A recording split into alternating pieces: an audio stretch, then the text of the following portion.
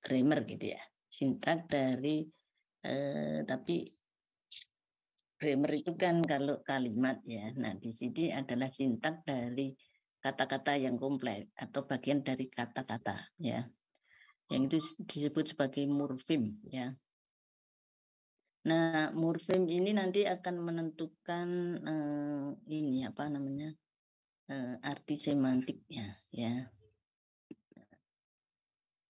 Ya. Jadi nanti akan menentukan apa namanya? Semantik ya. Dan juga menentukan arti leksikal ya. Jadi satu kalimat itu benar itu kan kalau semantiknya leksikalnya benar, kemudian nanti semantiknya benar ya. Jadi kalau misalnya saya sampaikan, misalnya saya mengatakan saya makan nasi ya, itu strukturnya benar, leksikal benar ya. Semantiknya benar. Tapi kalau dibalik ya, nasi makan saya secara leksikal benar, tapi secara semantik salah ya. Nah, NLP kan harus bisa menunjukkan semantiknya itu benar, tidak hanya apa namanya sintaktik atau leksikalnya saja ya. Nah, ini logi itu berkaitan dengan pemahaman bagaimana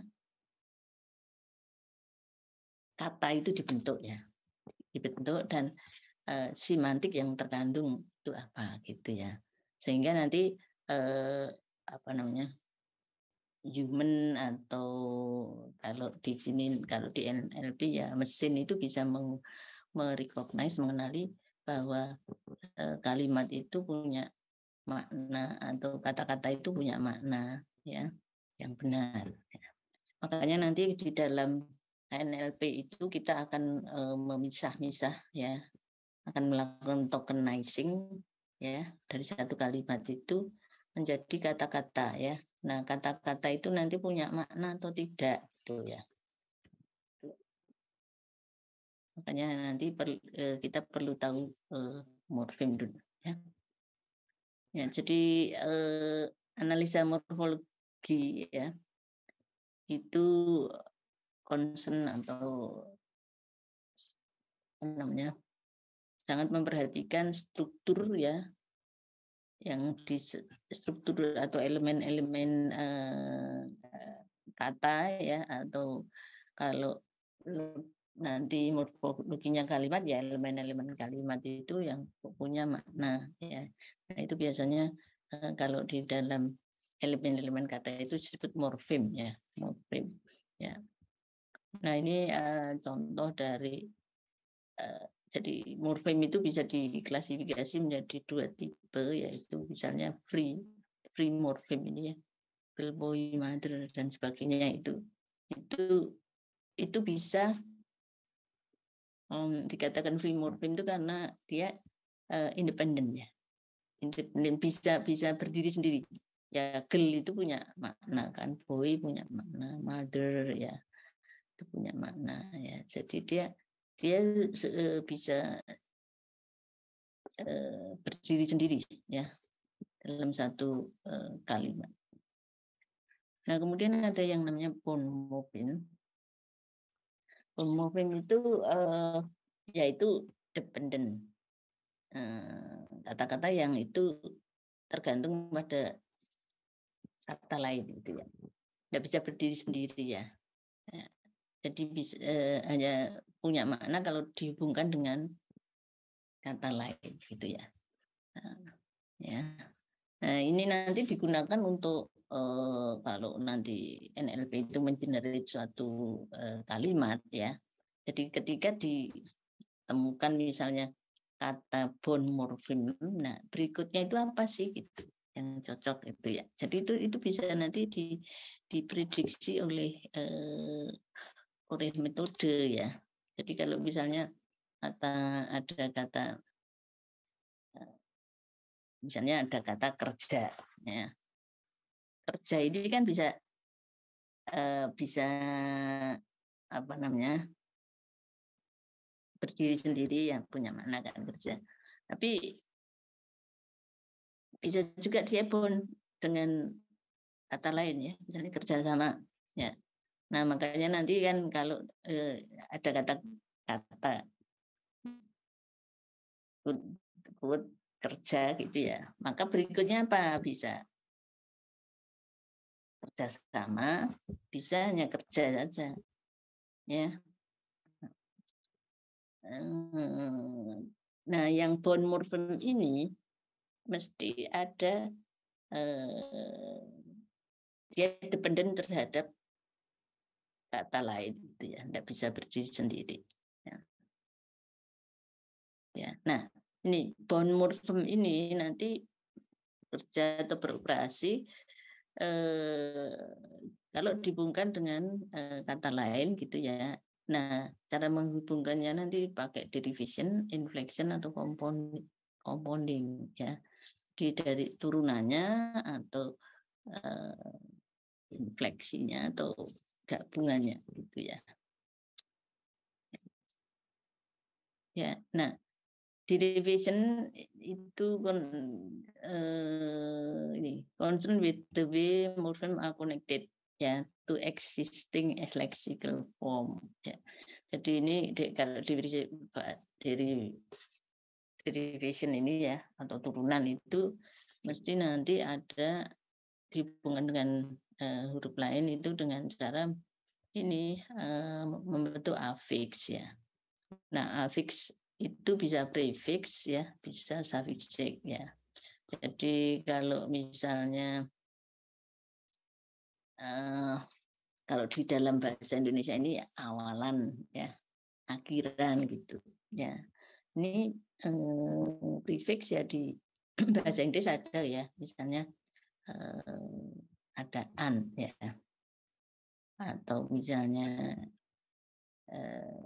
this, im ya, possible itu tambah im jadi impossible gitu ya, itu kan tambah di depan ya, prefix ya. Ya kalau kita awalan ya. Nanti suffix itu berikutnya ya apa akhiran ya. Misalnya sukses ya tambah full jadi successful ya. Jadi nanti kan ketika ketemu sukses gitu ya. Nah, ini apa ini? Apakah ini apa namanya? Bonding atau tidak? Kalau bonding nanti ya terusannya apa? Misalnya saya kemungkinan kan ya sukses. Kalau sukses ya setelah itu kan full successful atau enggak ada kan successable gitu kan, ada ya. Jadi nanti bisa diprediksi ya. Jadi kalau ada satu kata, nah apakah kata itu sudah bermakna atau tidak ya. Kalau tidak bermakna, kompon dengan apa, nah itu bisa ditentukan dengan cara prediksi. Nah, jadi apa namanya, ini perlu kita pelajari dulu ya. Kemudian ini lexical item atau free morpheme tadi ya, misalnya like ya. Ini kata kerja ya. Kata kerja itu bisa free morpheme ya. Misalnya like, tapi kalau dia dikasih kata dislike ya. Ini ya, dislike itu masih juga bisa gitu kan. Ya. Kemudian ya apa namanya, misalnya tadi lexical katanya itu like, apakah bisa ditambah dengan able, likeable itu ada enggak gitu, unlikable. Terus kalau dikasih unlikeableness gitu, nah ini punya makna enggak gitu. Jadi kan tidak hanya ditambah gitu kan ya. Kalau like dislike itu kan ditambah depannya ini masih punya makna, tapi likeable gitu bermakna enggak itu kan. Dalam bahasa Inggris sepertinya kan enggak unlikable, unlikableness ya.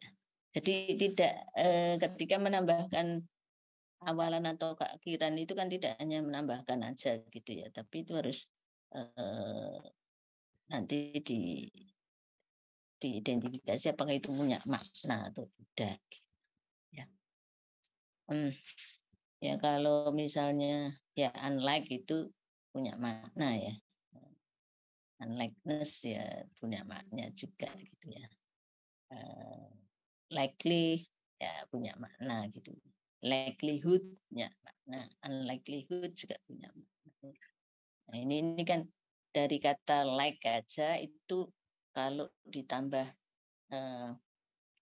prefix ya, kemungkinan prefixnya itu adalah an ya, kemudian ya kalau suffixnya itu akhiran itu pak ness ya, ness like, terus kemudian tambah likely, kemudian ada tambah lagi suffix good an gitu ya, ini masih punya makna.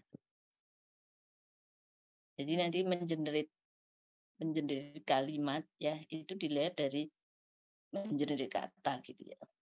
Jadi katanya yang digenerate apa dikasih akhiran atau suffix atau prefix yaitu jadi punya makna enggak gitu. Kemudian ya ini misalnya dikasih prefix pre ya artinya before atau post ya. Post itu after itu punya meaning enggak?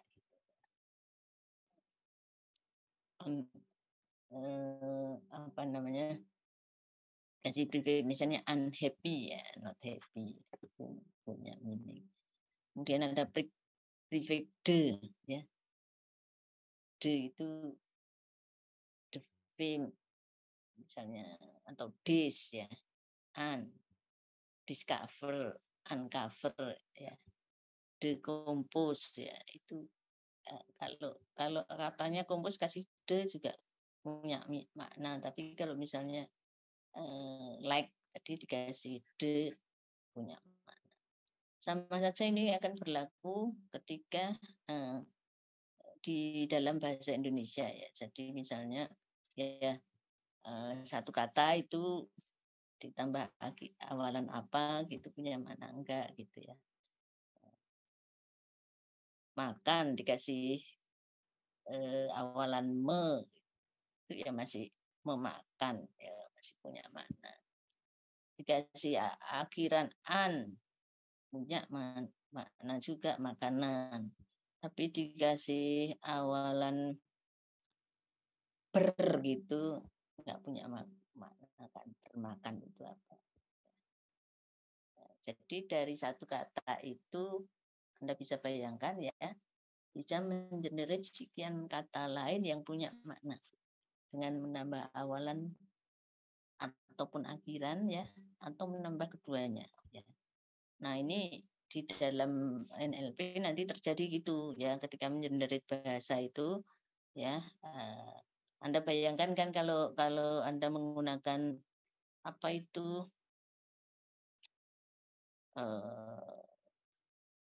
nyeting di HP yang apa namanya dituliskan secara otomatis itu Anda sudah begitu nulis gitu kan tahu-tahu sudah keluar kata apa gitu ya. Ya itu prediksi dia Mbah Google ya ataupun aplikasi apa yang dipakai di HP itu kemudian dia begitu Anda ketik sesuatu dia memberikan kata ya, mengenerate kata yang bisa jadi cocok bisa jadi enggak.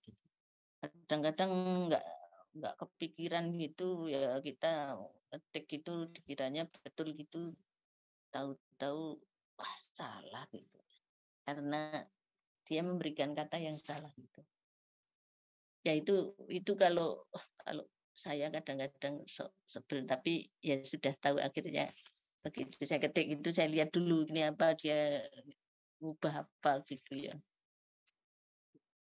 cocok ya oke, nggak cocok ya saya pakai yang saya ketik tadi. Ya. Yaitu nanti kan akhirnya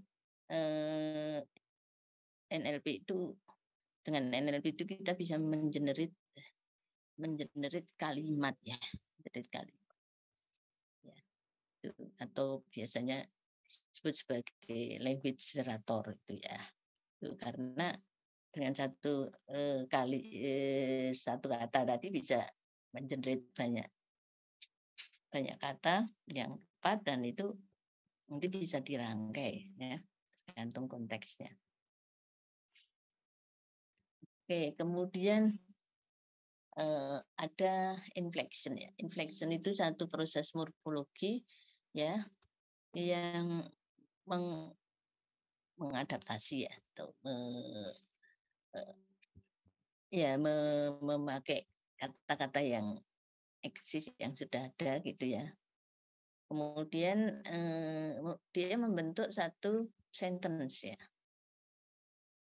Sentence yang tentu saja punya makna ya. Ini kayak tadi language generator tadi ya. Jadi menggunakan kata-kata yang pernah ada gitu. Ya. Nah, ketika mengenerate ataupun mengadaptasi kata-kata tadi tanpa merubah kategori morfemnya itu. Jadi kalau dia masuk kategori yang harus ditambahi suffix atau ditambahi prefix ya. Nah, itu ya akan dilakukan gitu. Atau kalau dia berdiri sendiri artinya termasuk kata apa tadi morfem yang free tadi ya tidak diubah ke yang bond gitu. Itu inflection. Oke. Ini misalnya kita lihat suffix s ya. Suffix s di sini kalau dalam bahasa Inggris ya, ini kan ya sebetulnya kan bisa menjadi bagian dari kata kata kerja ya misalnya. She works ya, he works gitu, kayak s kan. Tapi juga bisa nanti suffix s ini kan menjadikan jamak ya, jamak. Nah, tapi kalau di bahasa Indonesia kan nggak ada ya jamak itu terus ditambahi s gitu ya. Buku jadi bukus gitu nggak ada kan. Biasanya ditambahinya beberapa ya, beberapa buku. Kan. Walaupun di bahasa Inggris juga ada some books gitu, tapi kan tetap pakai s. Ya. Jadi apa namanya penggunaan suffix kalau di dalam bahasa Inggris itu juga harus hati-hati gitu ya. Tambahan s itu apakah itu jamak atau menjadi verb gitu ya. Itu sama juga dengan tambahan ed ya. Nah, di kita itu apa namanya bahasa Indonesia itu strukturnya sangat simpel sebetulnya. Nggak ada tenses ya. Nggak ada tenses. Kita ngomong sekarang makan, besok ya makan, kemarin ya makan gitu ya. Nggak ada terus jadi pakai ed makan det atau atau berubah nama enggak kan ya. Makanya orang-orang asing itu ya kalau belajar bahasa Indonesia itu cepat sekali. Saya dulu punya pengalaman waktu di Kanada ya, karena harus belajar bahasa Inggris intonasi seperti mereka, saya masuk kursus bahasa gitu yang belajar intonasi gitu ya. Itu kalau orang apa namanya teman saya itu orang Arab, mereka cepat sekali gitu ya. Nah, orang-orang Indonesia itu tidak secepat belajar intonasi ya, itu tidak secepat mereka ya. Karena di dalam bahasa Indonesia itu kan kalau kita ngomong ya datar-datar aja kan. nggak ada naik turunnya. Jadi sangat sulit sekali membedakan intonasi ya, word yang artinya kata, kemudian word dunia ya, word ya, works gitu. Intonasinya itu kalau bahasa Inggris, makanya orang Indonesia gitu ya, itu sulit membedakan intonasinya. Tapi kita orang asing sana diajak bicara itu ya paham karena melihat konteksnya ya, konteksnya gitu ya. Jadi begitu oh dia tahu konteksnya, ini berarti maksud yang dimaksud misalnya work tadi ya, atau apa. Pokoknya selalu lihat konteksnya. Kalau intonasinya salah gitu. Apa namanya? Ya karena bahasa Indonesia itu sederhana, nggak pakai intonasi ya, nggak pakai apa itu tenses gitu ya, nggak pakai past tense apa apa present tense gitu nggak pakai. Ya. Nah kalau di dalam bahasa Inggris nanti pakai ya, jadi ketika menambahkan akhiran ed ya pada kata ya itu apakah ya itu berkaitan dengan tenses ya, apakah past tense atau pasif ya, kalimat pasif itu kan ya pakai id ya, itu ya itu harus dimengerti juga ya. Kemudian ya ya ini tadi akhiran ed ya itu bisa regular verb ya, tapi ini berfungsi sebagai ini pas ya, pas participle atau pasif, kalimat pasif gitu ya, atau tadi past tense tadi ya.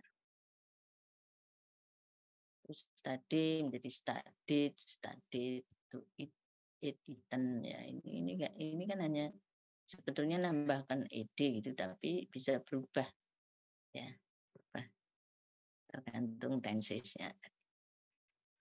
Kemudian suffix ing sama, suffix ing itu nanti bisa punya makna present participle ya, to eat, eating, atau bisa juga nanti sebagai kata benda ya. Ya. Misalnya belonging ya, belonging itu kata benda yang Anda miliki gitu ya. Eating kata kerja gitu ya. Jadi bisa jadi kata benda, kata kerja.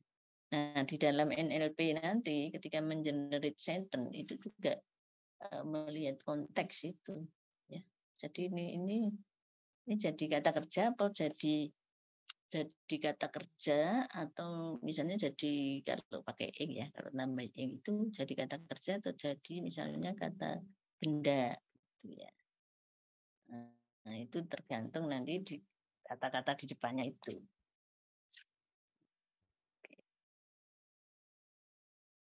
Ya, kemudian suffix s ya. Ya ini tadi sudah saya sampaikan ya, bisa plural, bisa apa tadi ya, misalnya dog ini plural gitu ya, bisa verbs ya. Tapi bisa juga apa ini kata kepemilikan ya. Misalnya dikasih S tapi depan Laura ini ya, kasih S ini jadi milik ya, milik Laura ya. Laura Books itu kan.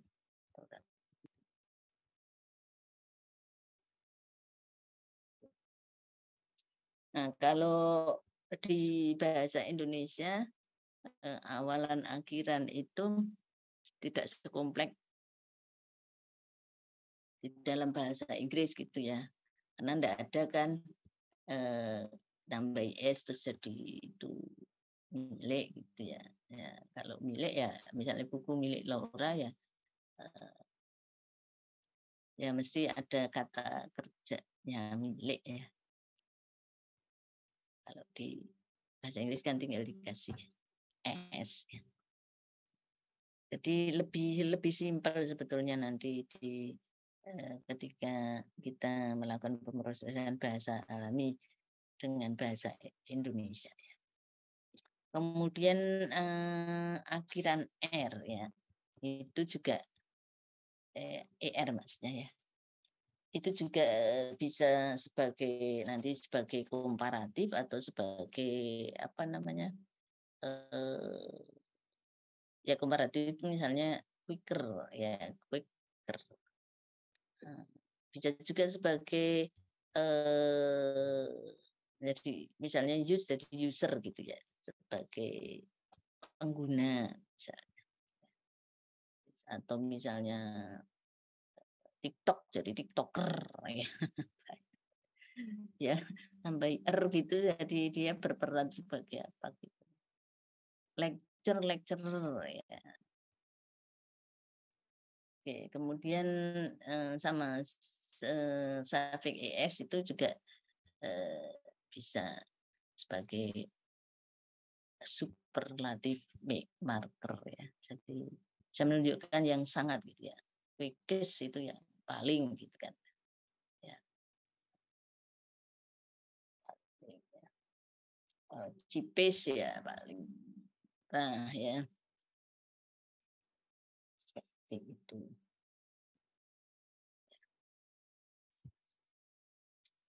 Ya, kemudian Apple ya.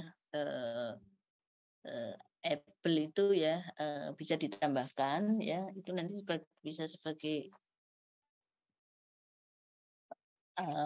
verb ya bisa juga sebagai apa namanya sebagai sesuatu yang jadi bisa gitu ya. Jadi misalnya eatable means itu bisa jadi makan ya. Doable ya, ya mudah dilakukan gitu. Terus apa ya banyak ya. Enable itu ya menjadi enable ya menjadi bisa gitu. Ya, jadi able itu seperti itu. Ya. Ya ini tadi sudah ER tadi sudah ya. Speaker itu orang yang speak itu kan. Lecturer orang yang melakukan lecture.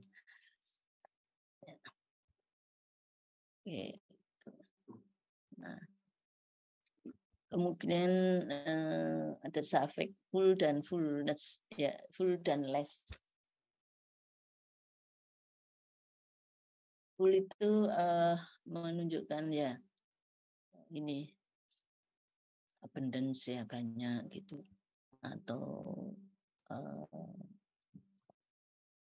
apa ya full ya full itu ya careful itu full of care gitu ya careless ya sebaliknya gitu ya nah nanti kalau misalnya ketemu huruf care ya nah ini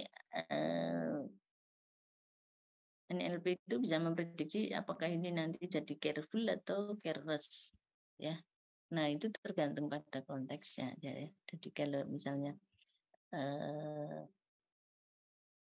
apa namanya kata-kata sebelumnya itu menunjukkan ya ada care ya ya itu careful ya tapi kalau kata-kata sebelumnya itu menunjukkan no care ya jadi dikasih less gitu careless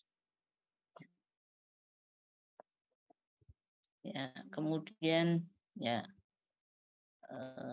suffix uur ya ur atau its ya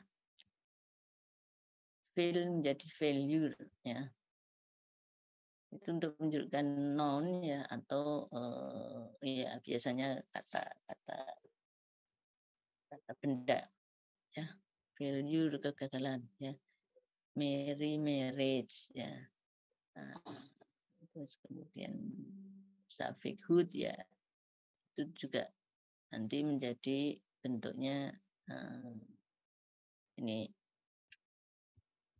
noun ya from concrete nouns ya atau pakai ness nantinya child jadi childhood ya. ini kan sebetulnya ya childhood itu ya apa namanya, non dari child, goodness, jadi non ya sampai kemudian suffix ly ya, quick jadi quickly, easily ya, itu kan bisa menunjukkan adjektif ya. Jadi kenapa kita kok belajar, kok kayaknya kita belajar bahasa, ya memang kita itu mau memproses bahasa harus tahu struktur struktur kata-kata gitu ya. Dan nanti struktur kalimat, setelah struktur kata-kata, struktur kalimat. Jadi kalau quick itu adjektifnya apa nanti ya. Jadi nanti kita kalau di dalam NLP itu kita punya yang namanya kosakata atau kumpulan kosakata itu yang biasanya sering disebut sebagai korpus ya. Nanti cari aja korpus ya. Korpus itu isinya kata-kata, kosakata-kata yang dipakai untuk apa namanya?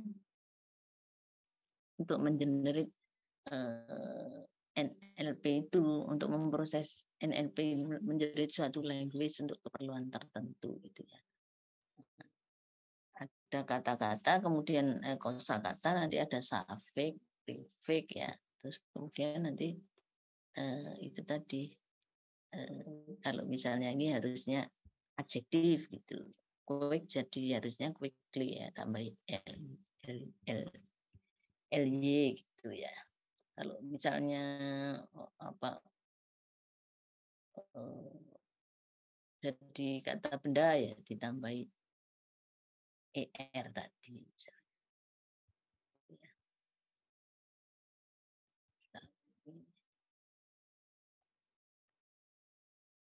Kayak yang baru datang.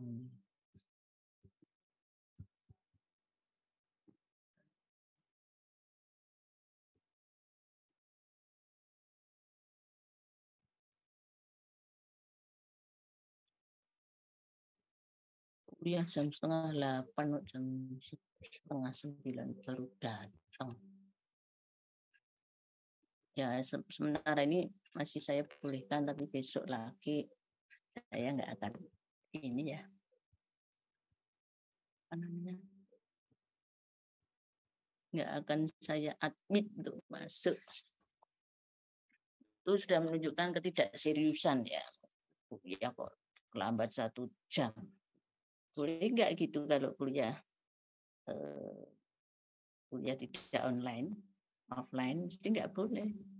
Nah online pun juga nggak boleh. Jangan dikira online itu wah online no, toh bisa setiap saat masuk. Yo enak banget kalau gitu. Kalau gitu aku juga bisa setiap saat masuk ya. Kurang 5 menit saya ngasih kuliah nih gitu. Ya, mohon diperhatikan untuk semua mahasiswa kalau kuliah online itu ya kuliah niat gitu.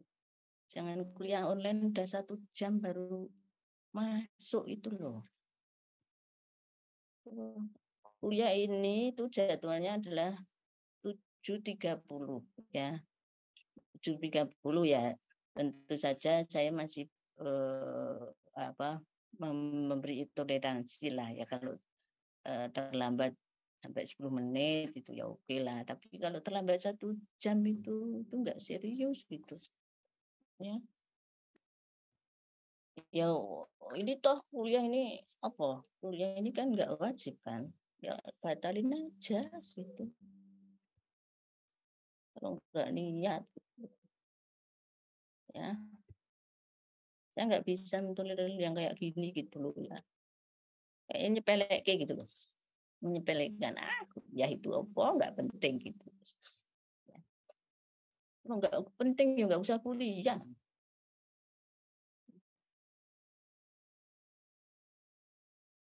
Nanti terus kalau apa dari hasil evaluasi tugas dan sebagainya dapat sih protes loh. Enak banget kayak gitu tuh. Ya.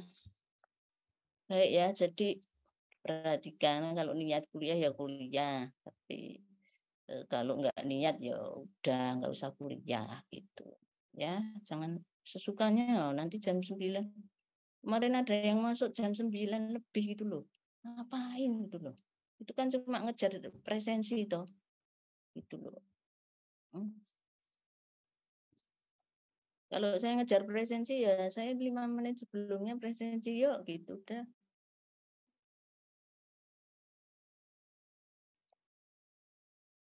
Ya. Oke, udah saya sampaikan ya. Jadi tidak ada lagi minggu depan itu kuliah yang itu. Kalau walaupun itu nanti ya mau masuk gitu, enggak akan saya admit gitu ya. Saya udah menyampaikan. Ya. Ya serius, memang kuliahnya 7:30 ya, 7:30 ya bangun pagi kalau niat kuliah gitu ya. Kalau nggak niat kuliah ya udah nggak usah kuliah. Jangan mengganggu begini gitu ya. Itu annoying ya, membuat saya nggak suka gitu. Karena saya itu betul-betul kuliah pagi itu ya walaupun saya kuliah dari rumah ya, maksudnya daring gini. Saya itu juga berusaha pagi gitu loh, ya. Saya masih ngurusi anak kecil segala gitu. Ya. Oke. Nah, sudah itu ya. Itu diperhatikan. Oke, ya. Baik, jadi kita mempelajari ini itu bukan dikasih pelajaran bahasa gitu ya. Ya memang kita itu mau memproses bahasa gitu ya harus ngerti bahasa gitu ya. Saya membimbing mahasiswa S3 sudah jadi dokter ya. Itu mentranslasikan apa itu dokumen bahasa Jawa ya. Di situ apa bahasa Jawa itu aksara Jawa itu ya. Nah itu apa namanya? Itu kan dari image terus nanti jadikan NLP ini ya. Nah mahasiswa ya harus belajar bahasa Jawa. Nggak mungkin kalau nggak belajar bahasa Jawa ya. Nggak akan ngerti strukturnya itu benar atau salah. Sama ya. Jadi kalau kita mau belajar NLP itu harus tahu strukturnya kalimat. Ya. Kalau itu enggak kita ketahui bagaimana Anda membelajarkan, ya, bagaimana Anda menyimpan pengetahuan itu, ya, sebagai pengetahuan di dalam mesin gitu ya, yang itu nanti bisa menghasilkan bahasa yang benar, ya. Nah ini kita pelajari dulu gitu ya.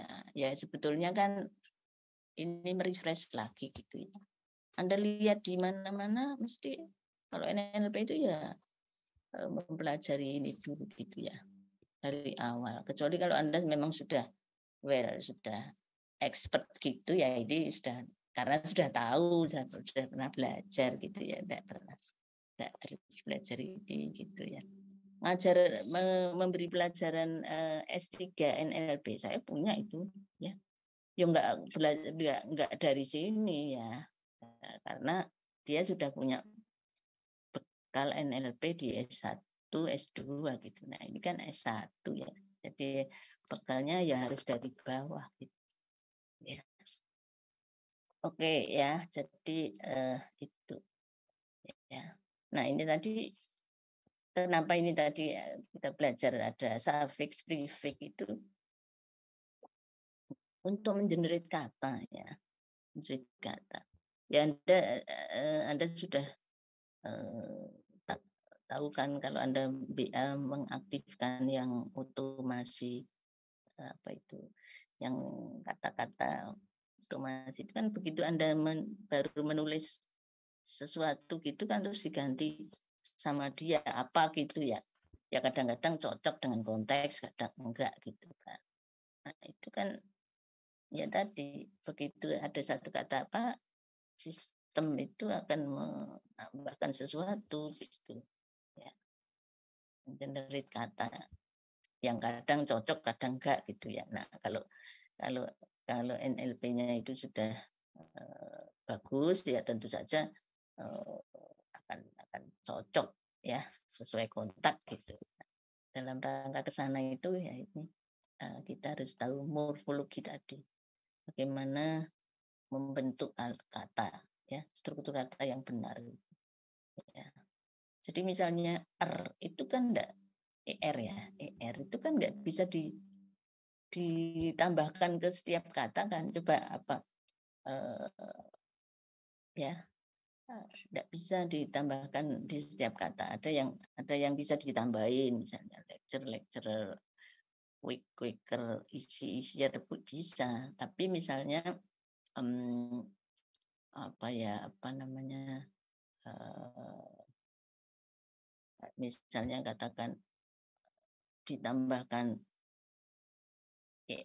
pada kata yang enggak tepat ya. Ditambah misalnya derive gitu. Apa tambah cocok enggak? Deriver enggak ada. Tapi kalau drive ditambah ada jadi driver gitu. Right tambah jadi writer ada. Jadi tidak semua suffix itu bisa suffix itu tidak bisa ditambahkan di setiap kata ya harus tahu konteksnya gitu ya. Oke, demikian pula ini misalnya li ya itu juga biasanya membentuk kata adjektif ya, kata sifat quickly, easily, lonely ya semacam itu gitu. Tapi nggak bisa kan misalnya writingly gitu nggak ada kan. Ya itu bukan kata sifat. Oke, jadi ing tadi bisa ditambahkan sebagai kata benda, sebagai kata kerja maupun ditambahkan nanti membentuk kata benda.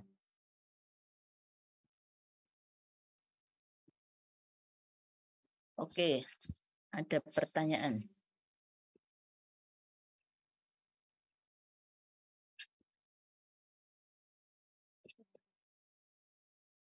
Belum ada ya. Oke, baik. Sekarang kita belajar part of part part of speech.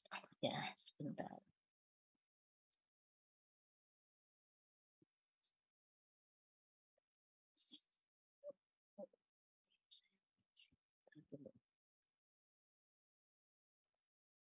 Saya harus ngambil dari drive saya. Sebentar.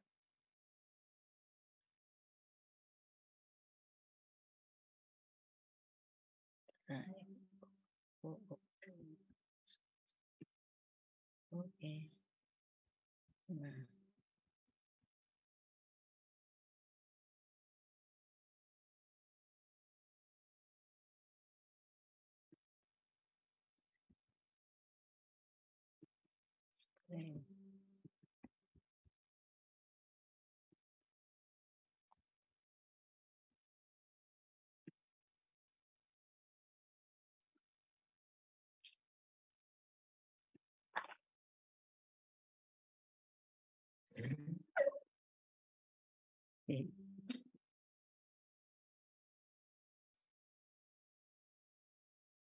Ini kita belajar parts of speech ya. Jadi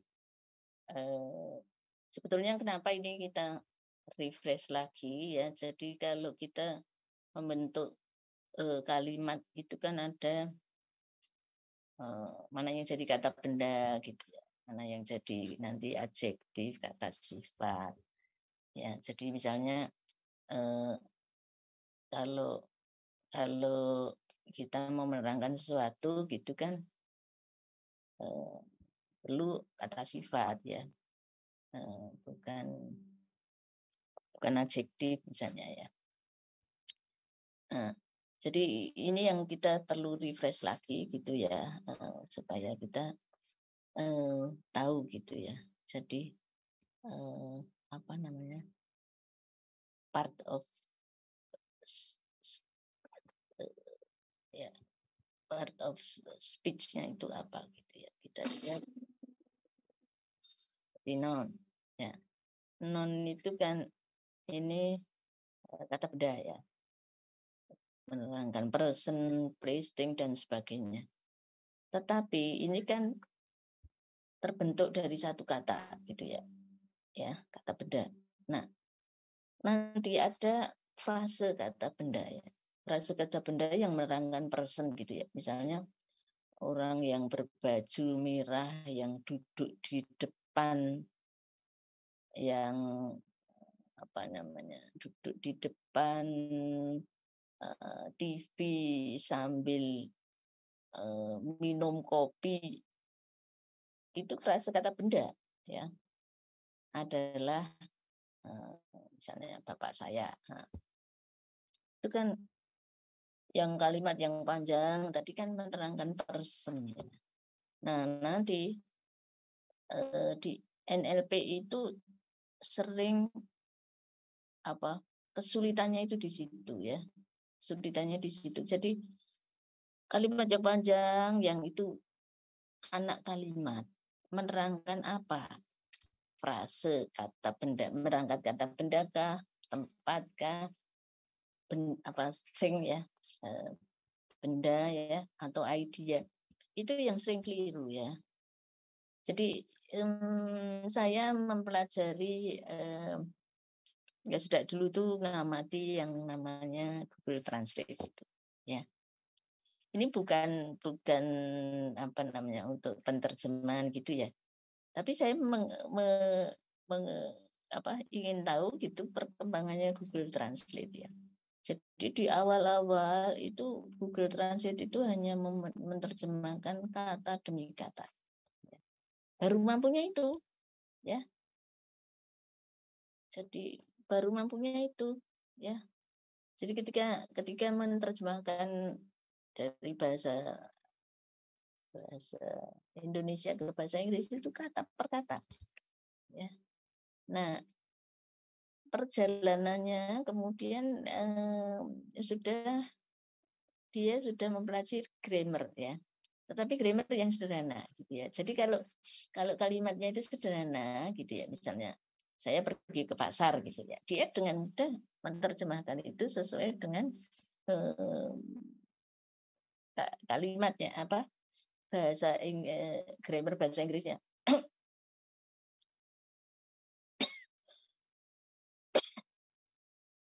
Saya pergi ke pasar kemarin, dia sudah bisa menerjemahkan ya. Tidak kata per kata lagi.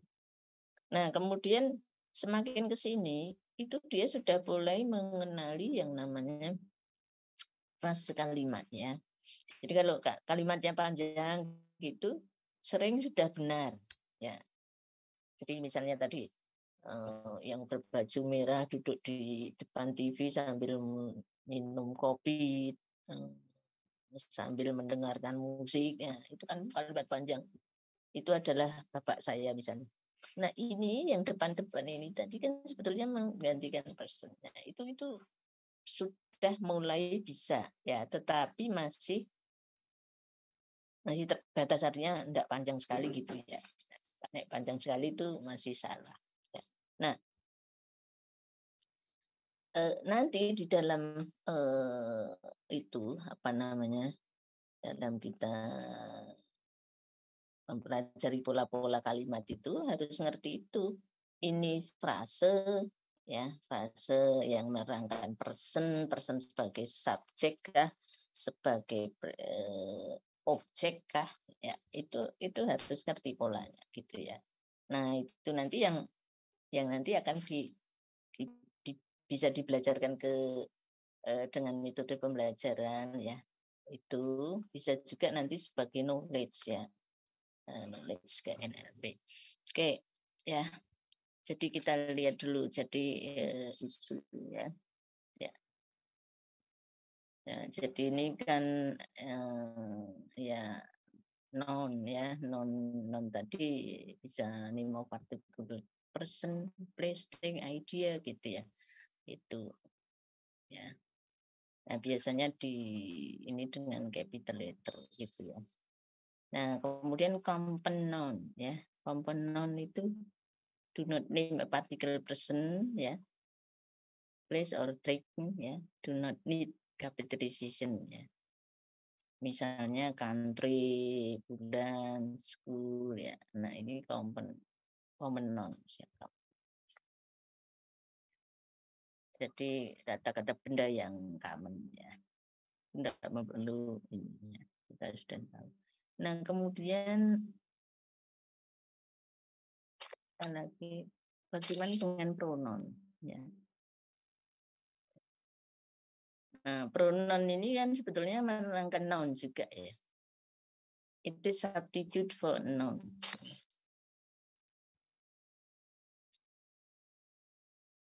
Jim outrun the animal ya. He itu pronoun. Tapi ini kan menggantikan noun tapi masih dalam apa namanya dalam kalimat yang dalam bentuk yang sederhana ya, pronoun kata ganti orang ya. Animal itu jadi them. Ya. Nah, Anda bayangkan ya, kalau language yang dihasilkan oleh NLP itu ya, misalnya Jim outrun the animal ya, tanpa S ya. Dengan ada S itu kan beda ya. Satu animal dengan banyak animal. Nanti kata gantinya kan menjadi beda ya. Jadi Jim itu he, kalau outrun animals pakai S them. Tapi kalau enggak kan nanti satu aja. Apakah it atau tergantung animalnya laki atau perempuan gitu ya. Ya, jadi pentingnya S ya. Misalnya tambahan S yang benar itu di situ bisa plural, bahkan bisa nanti menjadi milik tadi ya. Misalnya tambahan S di depan kata apa namanya kata orang ya kasih S gitu kan jadi milik. Ya makanya itu perlu perlu perlu diketahui betul gitu.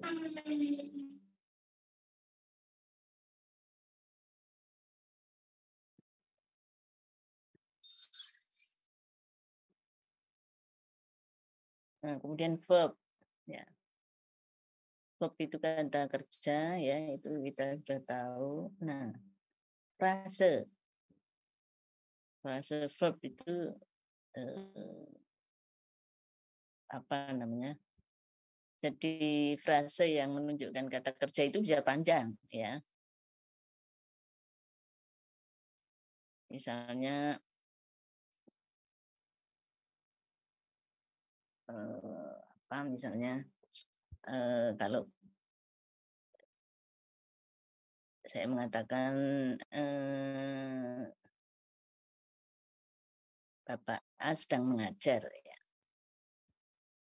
Mengajar di sini kan ya itu satu verb aja, tapi Bapak A sedang berdiri di depan kelas menyampaikan materi apa namanya image processing sambil me, apa namanya menuliskan di papan tulis gitu ya. Itu sebetulnya kan menerangkan mengajar tapi panjang ya. Nah, itu frase kata kerja ya. Jadi ketika sudah menjadi frase-frase ya, itu menjadi sulit ya dikenali oleh atau diproses oleh NLP itu ya, makanya harus tahu betul pola frasenya kayak apa gitu ya.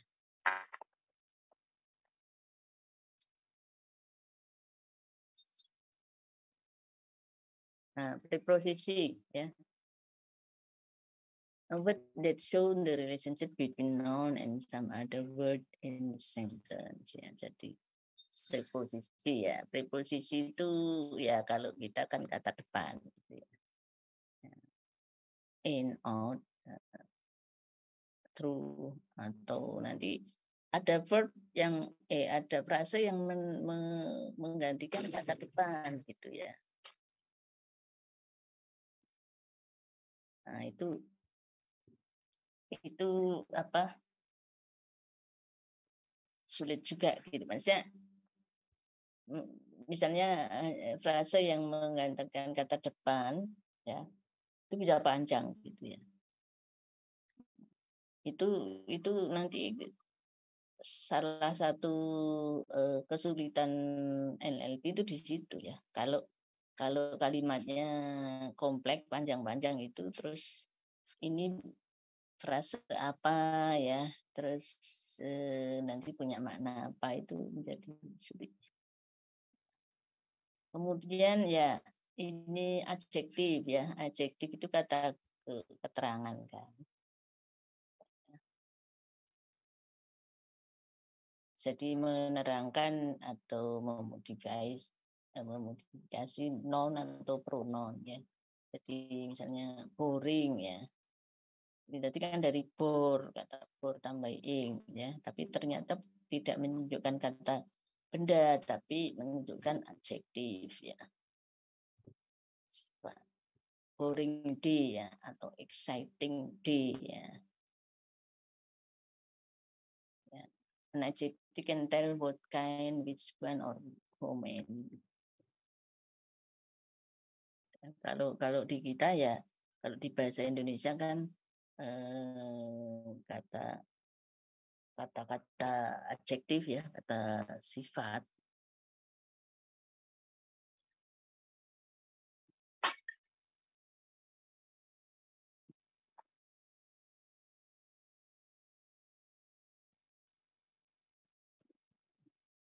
Dan adverb ya, adverb itu kata yang menerangkan kata kerja.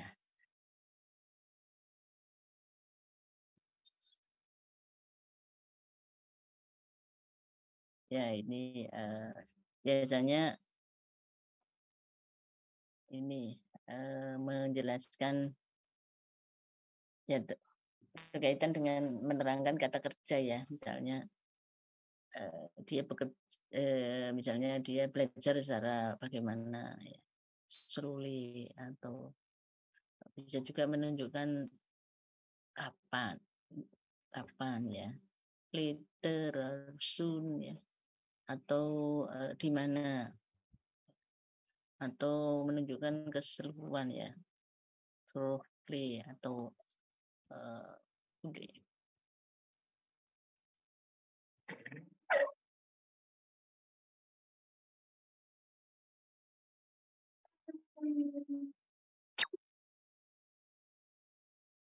Nah, ini ada interjection, yaitu kata-kata yang menunjukkan feeling.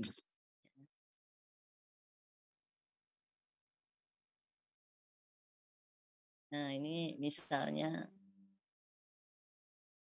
hey gitu ya. Well. Ya. Di bahasa Indonesia ada juga ini.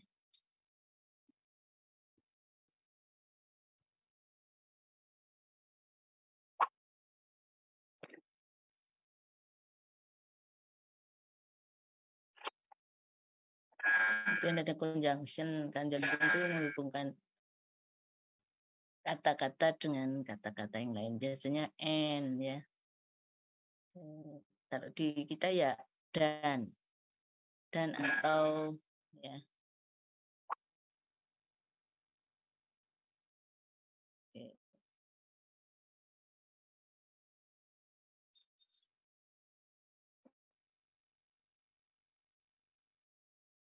Oke, jadi itu tadi ya, jadi part of speech itu ada noun, pronoun ya, adjektif, adverb ya, semua kita punya juga di dalam bahasa Indonesia kan. Kata benda, kata kerja, kata sifat ya, adjektif. Oke.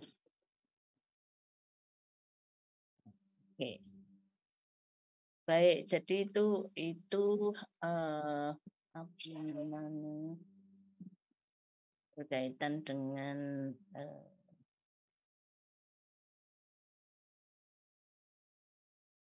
bentuk-bentuk atau morfem daripada kata-kata maupun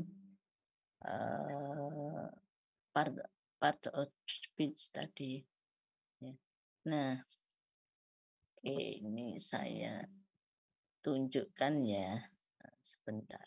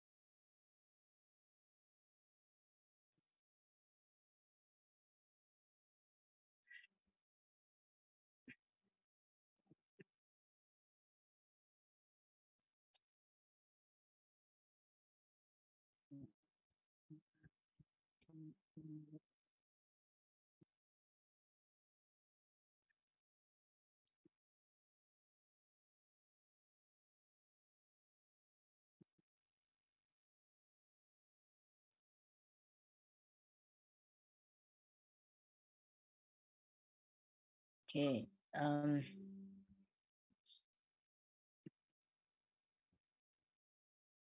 saya share dulu. Saya berikan contoh ya, contoh biar ada gambaran dulu. Mana sih?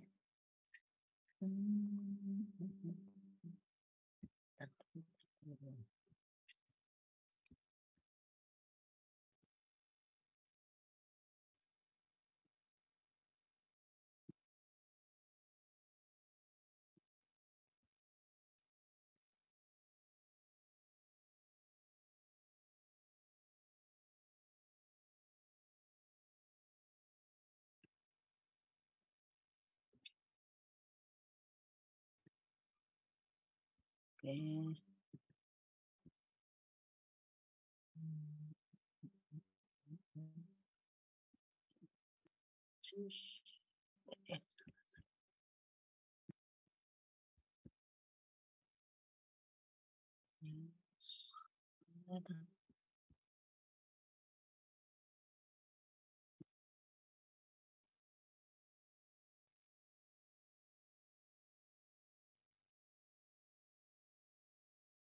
Oke, jadi ini contoh ya, salah satu contoh.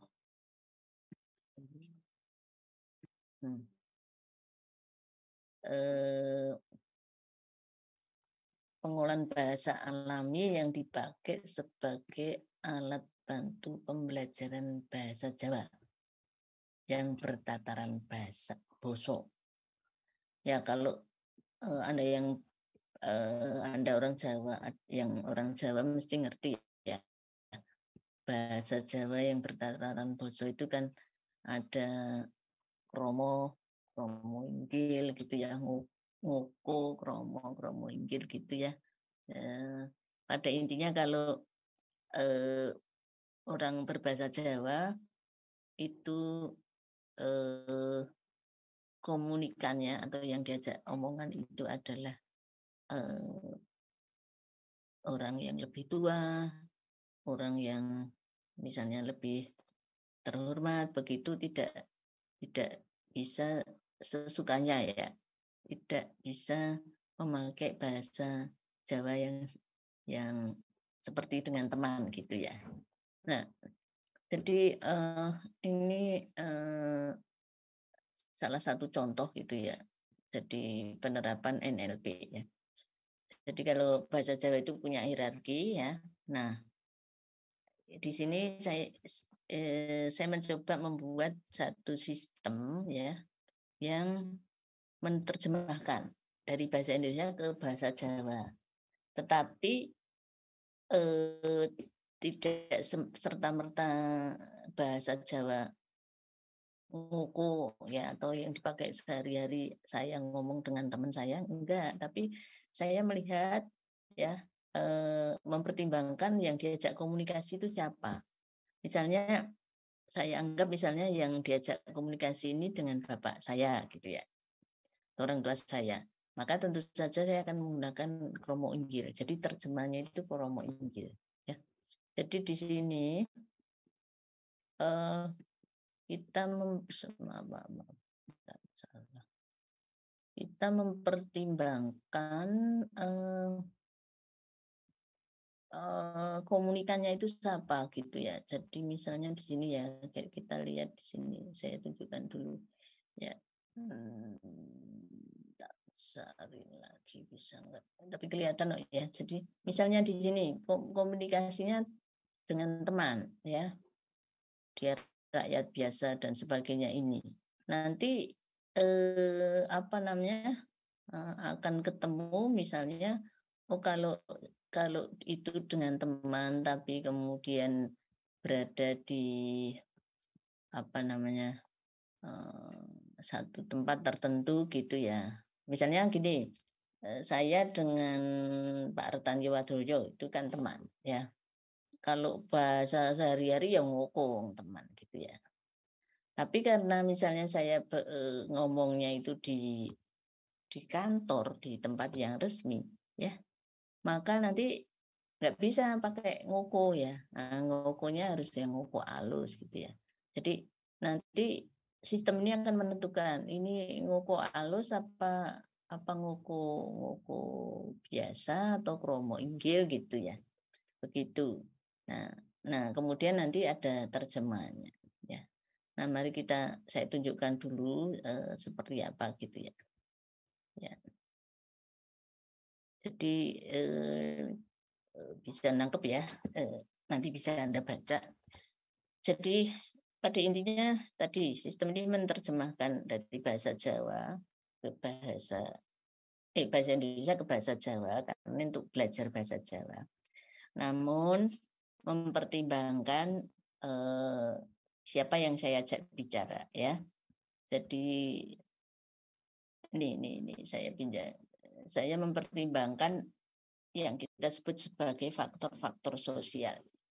Faktor sosial itu komunikannya itu siapa, kakek, nenek, pakde, bude, ya, maksudnya yang sudah sepuh-sepuh gitu di atas kita gitu ya, atau dengan kakak atau saudara atau teman atau adik itu komunikan. Kemudian derajatnya ya, saya bicara dengan teman tapi dia berdarah biru. Nah, saya kan berdarah merah. Yang berdarah biru ya, anaknya ratu gitu. Ya tentu saja nggak bisa ngoko ya, walaupun itu teman gitu ya. Nah, jadi ini apa namanya kita sebut sebagai birth nobility factor ya. Apa itu faktor faktor derajat lah. Jadi mulai dari raja, ratu dan seterusnya sampai rakyat jelata. Kemudian kita juga mempertimbangkan jenjang pendidikan ya. Jadi pada dasarnya kan kalau kita berbicara dalam bahasa bahasa Jawa yaitu apa ya tingkat kehalusannya tadi mempertimbangkan juga ini ya apa namanya jenjang pendidikan gitu. Jadi misalnya saya dengan teman saya yang misalnya dokter gitu ya tidak bisa kasar gitulah ya, ya tidak bisa ngoko gitu ya harus lebih dari ngoko ya ngoko halus gitu. Kemudian ada faktor wealth ya faktor kekayaan ya ini fasi nih ya, ya jadi ya, nanti apa namanya derajat kekayaannya itu ditentukan dengan ini range ini ya jadi kalau Kalau pendapatannya per bulan 0 sampai 10 itu ya ada nilai-nilai apa namanya, ada derajat keanggotaannya itu untuk kaya itu 0, kalau yang antara 10 juta sampai ini ya sekian gitu ya. Nah, kemudian ada rank faktor ya, rank faktor itu ya faktor apa ya, faktor rank. Nah, ini misalnya ya ini kalau kalau di PNS kan ada golongan-golongan gitu ya, atau disetarakan nanti dengan golongan apa gitu ya. Kemudian situasi, nah situasinya itu tempat ya, tempat itu kan semakin tempatnya semakin formal ya bahasanya kan semakin semakin halus gitu ya. Terus ini nanti tataran bosonya. Nah, tataran boso itu nanti diukur dengan ya mungkin Anda belum belajar ya tentang dengan fasi gitu ya. Nanti kalau tataran bosonya ya pokoknya jatuh di nilai ini dari faktor-faktor sosial tadi, maka akan muncul oh itu kromo alus apa kromo ini atau apa, terus kemudian baru nanti ada terjemahnya ya. Nah, itu gambarannya. Nah, untuk menerjemahkan itu kita harus tahu, makanya tadi harus tahu struktur bahasa gitu ya. Nah, ini yang saya sampaikan. Tadi kita belajar kenapa kok kita belajar non apa adjektif itu kayaknya kok itu buat apa gitu ya. Nah, itu ada di sini di sini nih gitu ya. Jadi ini struktur kalimat ya. Struktur kalimat dalam bahasa bahasa kita ya. Ada subjek, ada predikat, ada objek, ada pelengkap, keterangan gitu ya. Nah, subjek ya, subjek itu bisa seperti ini ya. Bisa kata benda ya. Frase kata benda tadi misalnya yang berbaju merah duduk di depan TV ya misalnya itu kan frase ya bentuknya. Tapi bisa juga hanya kata benda saja misalnya saya apa namanya ibu dan sebagainya gitu ya. Nah frasa kata benda aja itu frasa kata benda ini tersusun dari kata benda ya. Bisa juga kata benda yang jadi kata bendanya itu berkali-kali boleh kan ya itu kemudian kata sambung jadi misalnya apa namanya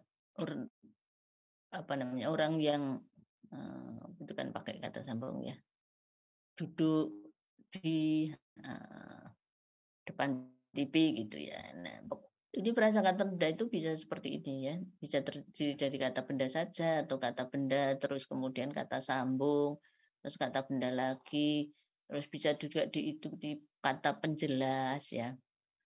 Tadi misalnya kata penjelas itu misalnya yang minum kopi ya, itu kan frase kata penjelas ya.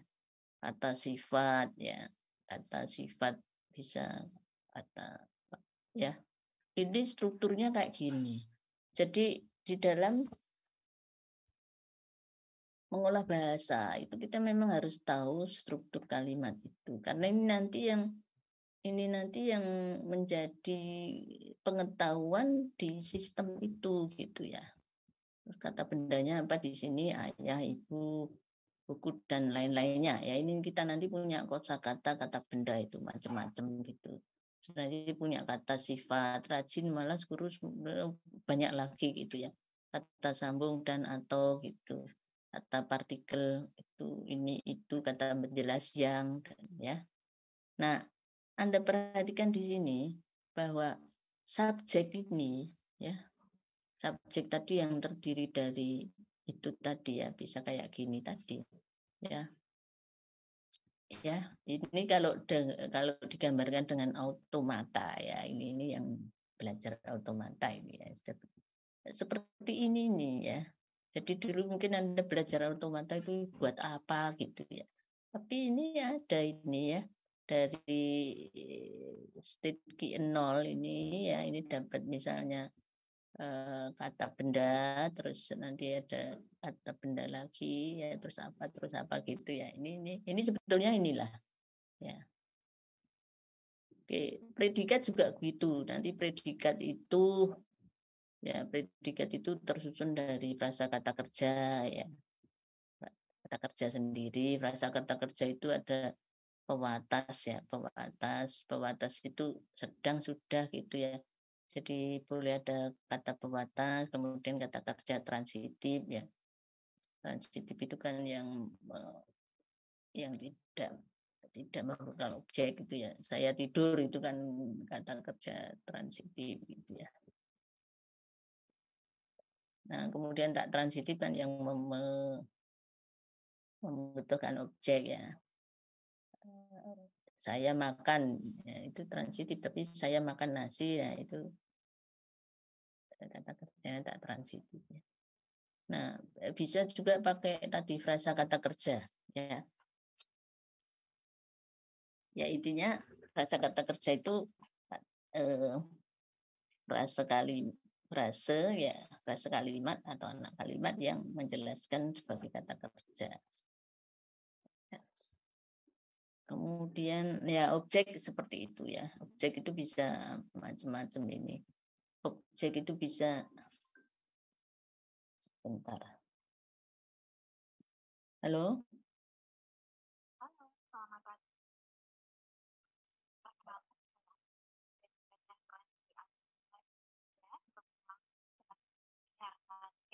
Saya lagi ngajar itu, Mbak.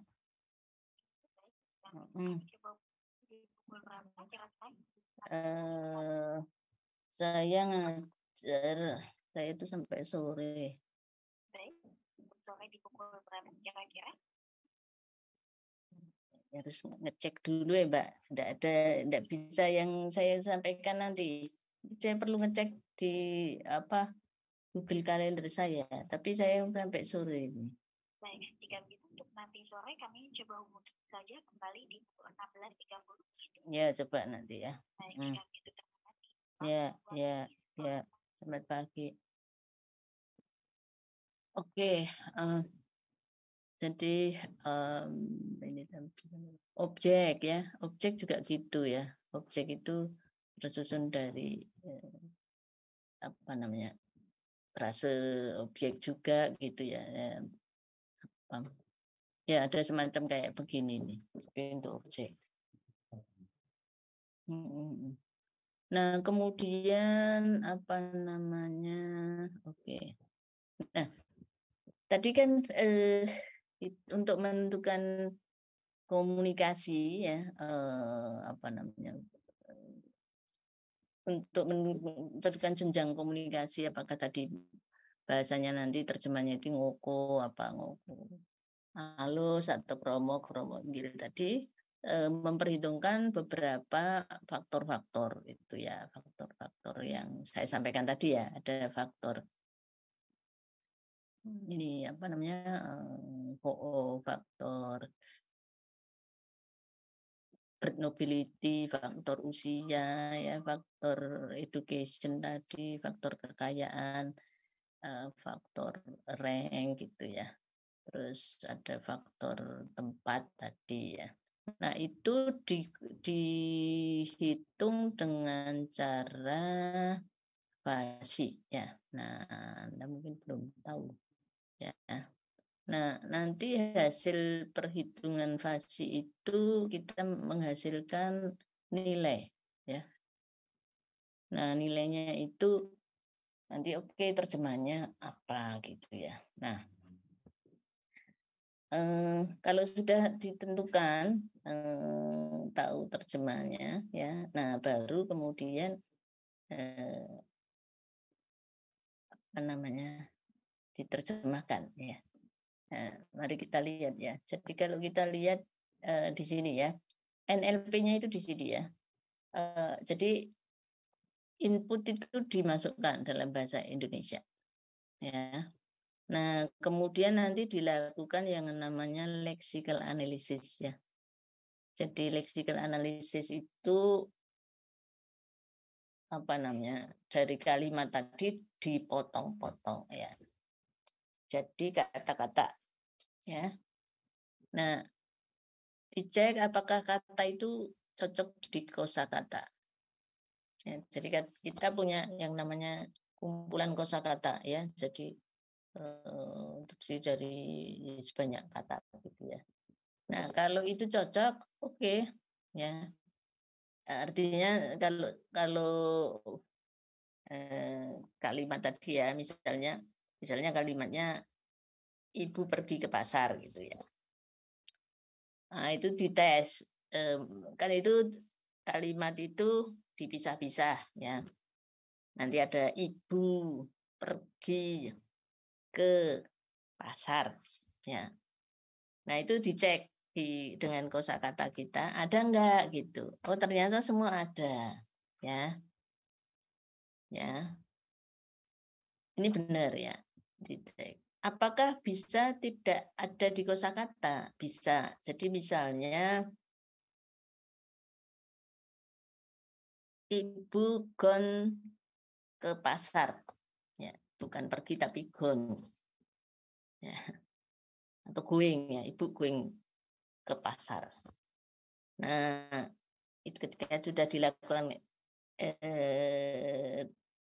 dipotong-potong, ada ibu, ada going, ada apa namanya, ada pasar. Dicek di kosakata ibu ada, going nggak ada, ada, pasar ada gitu ya. Nah, di situ muncul ada yang nggak sama toh. Nah, itu berarti ada error.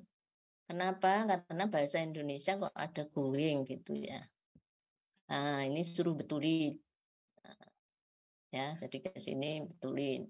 Masukkan lagi. Terus ya, tulis ibu pergi ke pasar ya. Dicek sudah betul. Ya. Tapi masih dicek lagi apakah itu sesuai dengan strukturnya. Ya. Strukturnya tadi kan SPOK. Ya. Subjeknya adalah ibu. Predikatnya pergi. Ya. Kemudian ke pasar ya. Kemudian apa namanya? SPO objeknya pasar ya. Ada kata depan ke ya. Sesuai dengan strukturnya. Apa bisa tidak sesuai dengan struktur? Bisa ya. Misalnya menulis ibu pergi ke pasar ya. Tapi bukan ibu pergi ke pasar.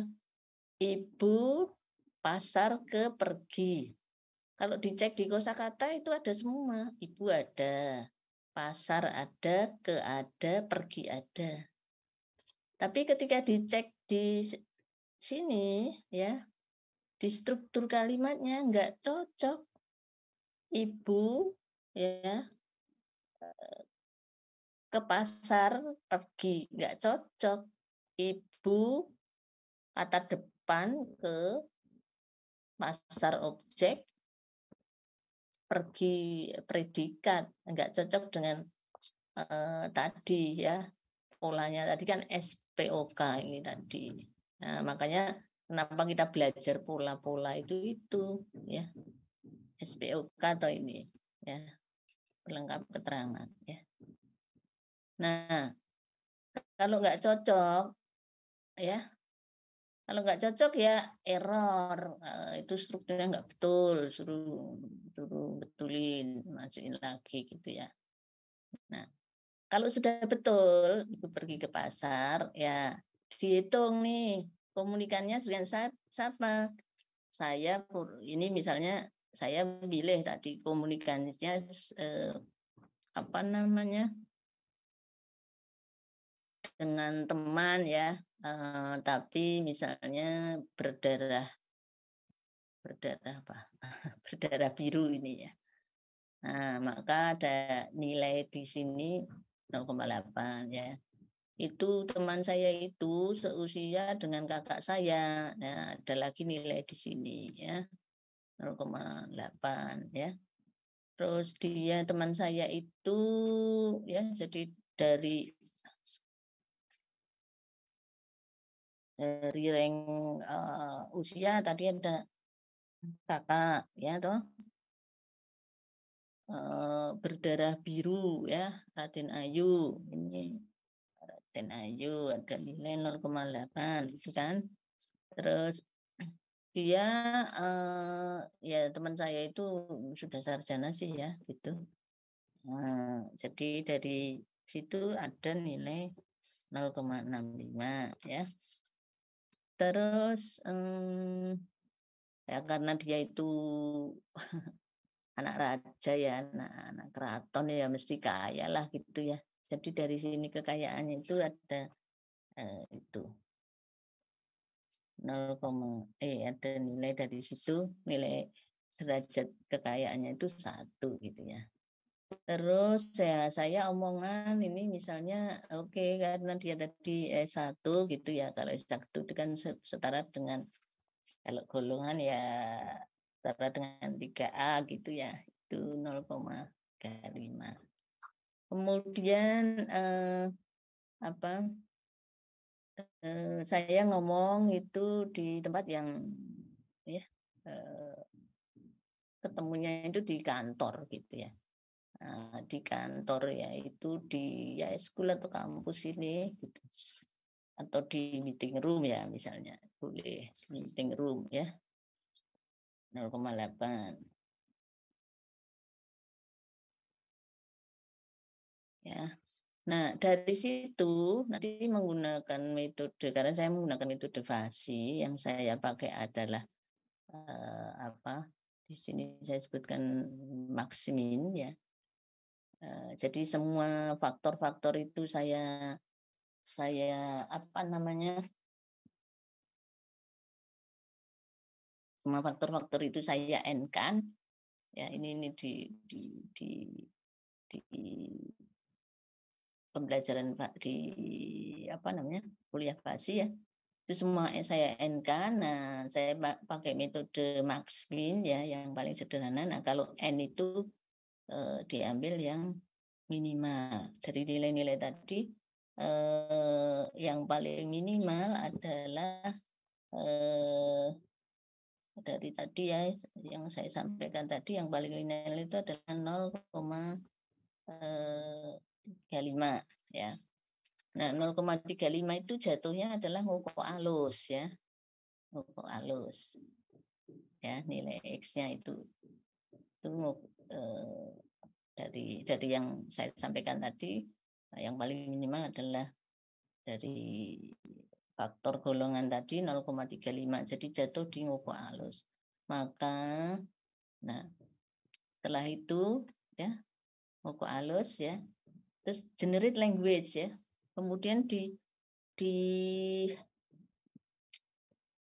dihasilkan bahasa terjemahnya ya ngoko alus ya. Nah ngoko alusnya nah ini dia dengan tadi kita punya kosakata tadi ya ibu ibu itu ngoko alus ya ngokonya embok embok ya.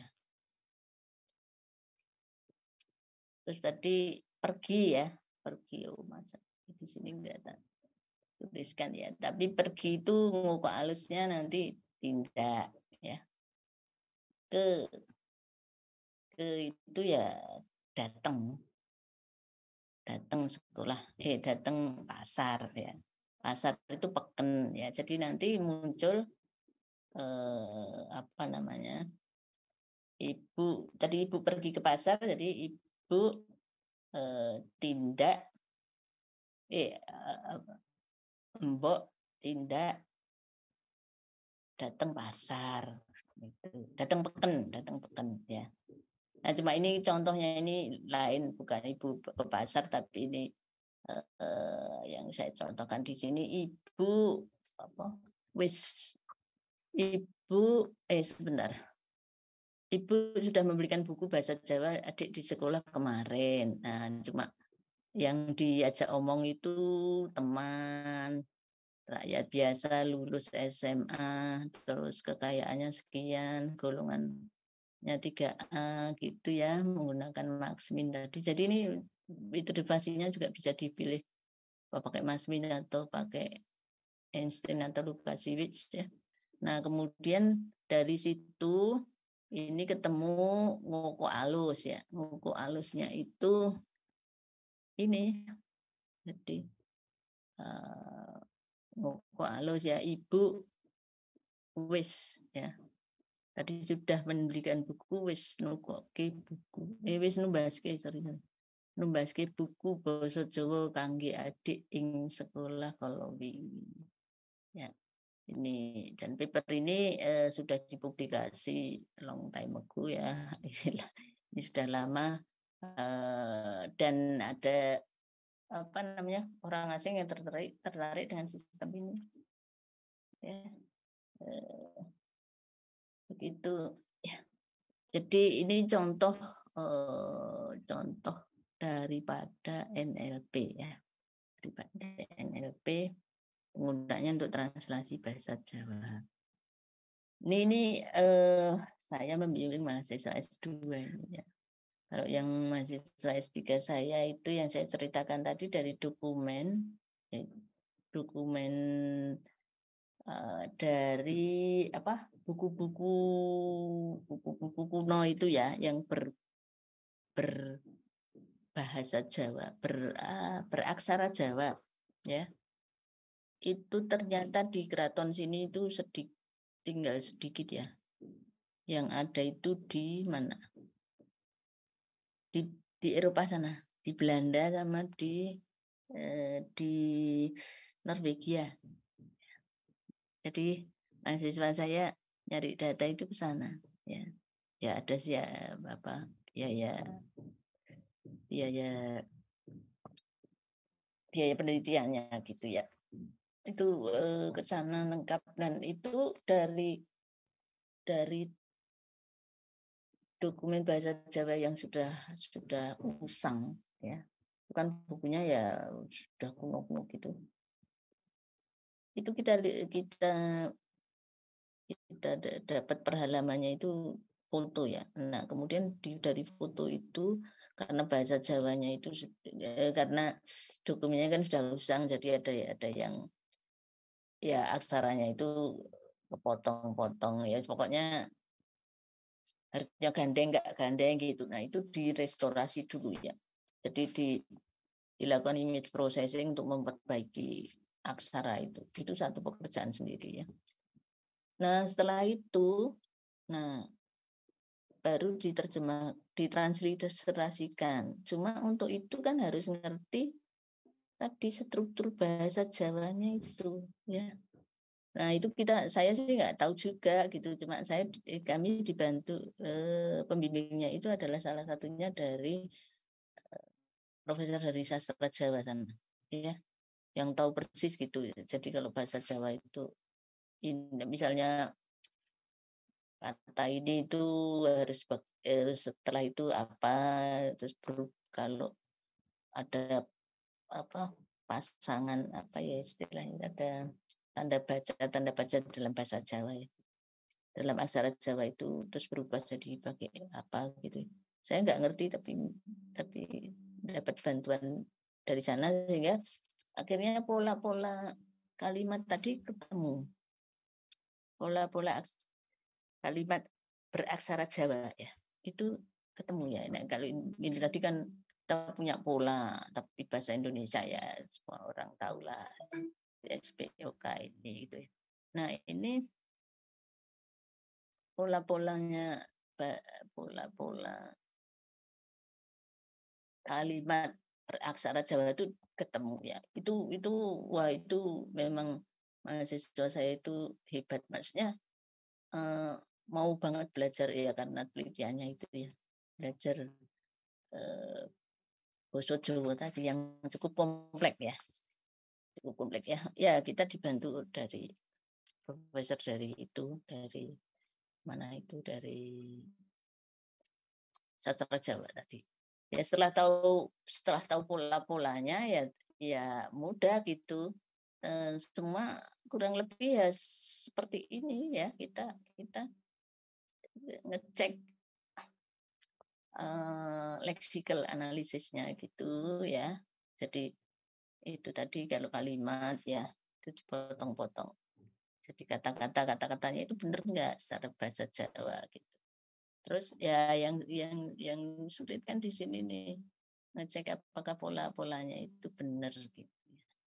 Nah, kalau sudah benar ya terus dilakukan. Kalau di sini tadi diterjemahkan, kalau itu ditranslasi transliterasikan. Jadi kalau misalnya ada tulisan aksara ho gitu ya terus ditulis h ho h huruf huruf h a u ya dan o dan seterusnya ya. Jadi nanti dengan sistem itu dokumen yang dokumen beraksara Jawa tadi difoto keluar tulisan ya, keluar tulisan apa gitu ya sesuai dengan yang dituliskan itu gitu ya. Ya itu gambaran daripada natural language di situ. Jadi ketika kita belajar kata-kata tadi, pola-pola tadi ada ya tujuannya untuk ini, buat pola-pola. Oke. Oke, ada pertanyaan?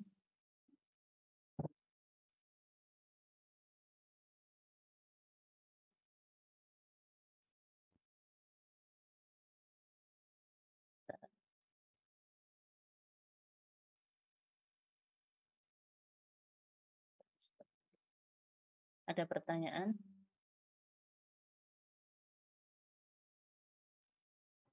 Farah belum absen, Bu. Oh ya, bentar.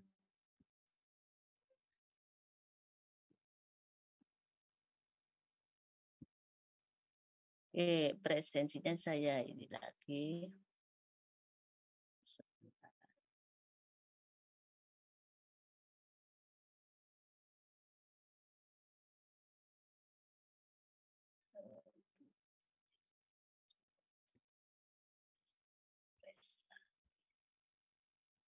Bentar ya.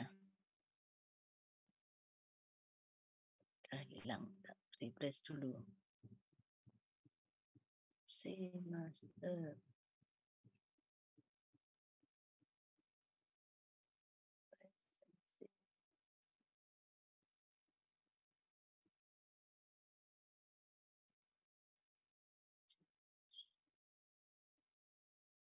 Oke, sebentar.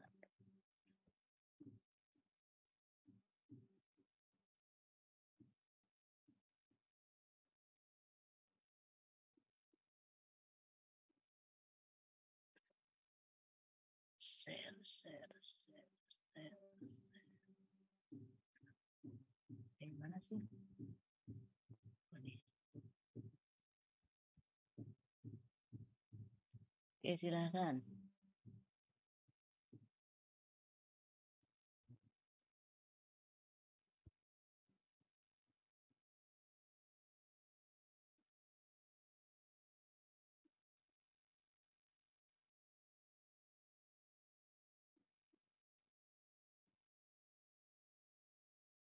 Oke, sudah selesai.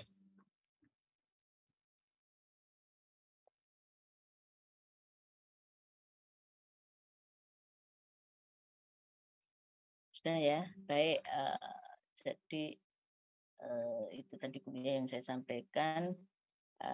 Untuk minggu depan, tolong jangan terlambat ya. Kalau udah terlambat 1 jam ya udahlah, bisa kuliah. Itu. Jadi